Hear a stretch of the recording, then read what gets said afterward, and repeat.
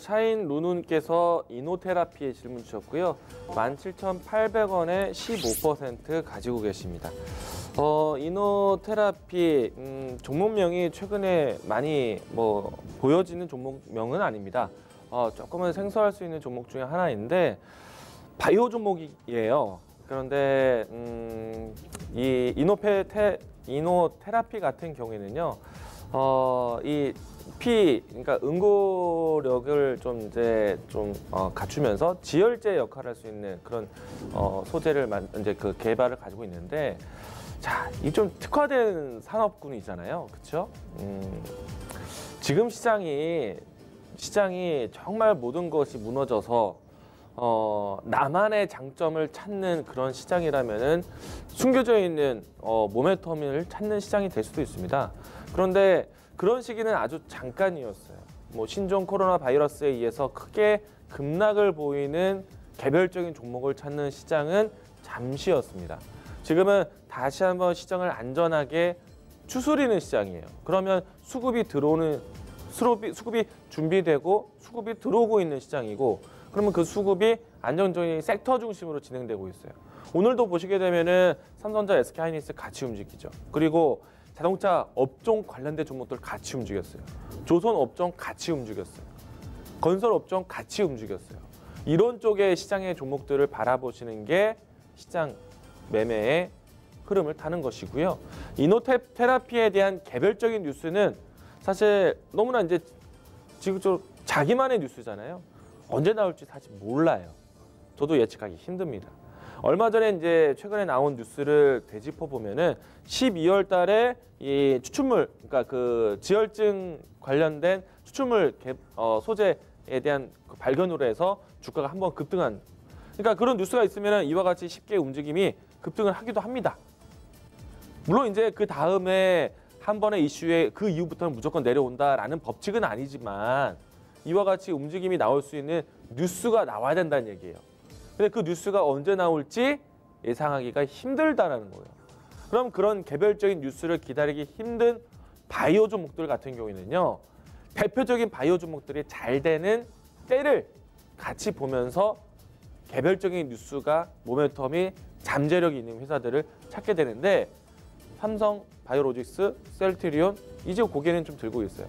그런 것 때문에 이 종목도 같이 브레이크를 잡아주는 것을 희망하는 거지, 이 종목에 대한 모멘텀이 언제 나올 것이다 예측하기 너무 힘들어요. 그렇다고 해서 이 종목을 같이 볼 수 있는 전체적인 섹터군도 없어요. 완벽하게 개별주로 뉴스를 봐야셔야 돼요. 그러면 그 개별주에 대한 뉴스를 기다릴 수 있는 안정적인 종목이냐, 이 종목에 대한 재무제표를 보게 되면요, 너무나 좀 부실하죠. 기술을 가지고 있어서 기술을 팔 수 있도록 해야 됩니다. 그런 안정적인 이런 기술 수출이 있다라면은 이 종목에 대한 재무 건전성을 보고 잠재력에 대한 투자를 하겠는데, 지금 이렇게 평가하기가 좀 어렵잖아요. 자, 그래서 매수하신 가격대가 17,800원이면은 어쩔 수 없는 또 기다림을 가지고 있어요. 자, 주가를 17,800원 라인대를 그어보면요, 이 종목이 지난해 상반기 때 사신 것 같습니다. 이때도 문제였어요.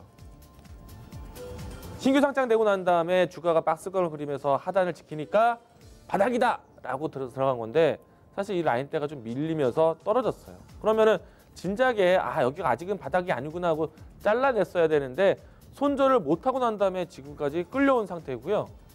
그리고 다시 한번 재차 반등을 했을 때는 여태까지 내가 기다린 게 있는데 복수해야지, 그런 생각으로 좀 투자 마인드를 가지고 있다 보니까 올라왔을 때도 손실을 이만큼이나 줄였는데도 정리를 못한 거예요.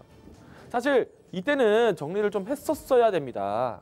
바이오 시장 분위기가 안 좋았잖아요. 근데 이 종목은 올라왔다? 얘만의 개별적인 뉴스가 있겠지? 그 뉴스가 안 나왔으면 팔아야 되는 거고, 그 뉴스가 나왔으면 또 팔아야 되는 거고. 그러니까 이때 손절 정리를 못한 거예요. 지금 다시 한번 또 그와 같은 내용들을 반복하는 겁니다. 이미 내려올 만큼 내려왔고, 바닥이라고 생각되는 위치까지 내려왔고, 여기는 더 이탈하면 안 되겠죠. 그래서 가까이 보면은 가격 조였을 때 10,000원 이탈하면 힘들어집니다.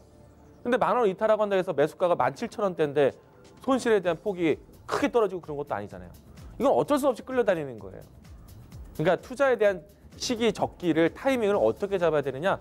지금은 그냥 수급, 섹터 이쪽으로 트렌드를 찾아가는 종목으로 보셔야 돼요. 개별적인 나만 알고 있는 모멘텀 이렇게 보는 게 아니라. 그래서 좀 아쉽다 이야기 드리겠고요. 절대 추가 매수하지 마세요. 주가가 손실이 많이 크다고 해서 추가 매수하지 마세요. 추가 매수하면 뭐 할 거예요? 싸 보여서 단가 낮추면 뭐 할 거예요? 얘가 또 올라올 수 있는 타이밍이 돼야지. 그래서 추가 매수하지 마시고요. 그 돈은 차라리 아까 이야기 드렸던 것처럼 트렌드를 따르고 있는, 수급이 들어오고 있는, 같이 움직이는 섹터의 지수의 힘을 이끌어주는 그런 쪽으로 보세요. 그래서 추가 매수 반대, 그리고 반등을 나올 때까지 좀 기다려야 될 것 같아요. 손실이 너무 커요. 그래서 지금은 끌림이 어쩔 수 없이 좀 끌려다니고 있지만은 요번에 반등 나오게 되면요, 15,000원대부터 그리고 17,000원 이 사이에 올라오는 구간 동안에는요, 예의주시하세요. 상단에 대해서 언제든지 실망 매물이, 시청자님과 같은 실망 매물이 이제 도저히 지루해서 못 들고 가겠다, 던지겠다 하시는 그런 매물들이 같이 나올 수 있어요. 그리고 언제든지 매물이 나올 수 있다는 생각으로 15,000원, 17,000원 사이에서는 매도에 대한 생각을 가지고 계셔야 됩니다. 지금은 어쩔 수 없이 보유, 끌려다니고 있어요. 네. 이렇게 설명을 전략적으로 이야기 드리겠습니다.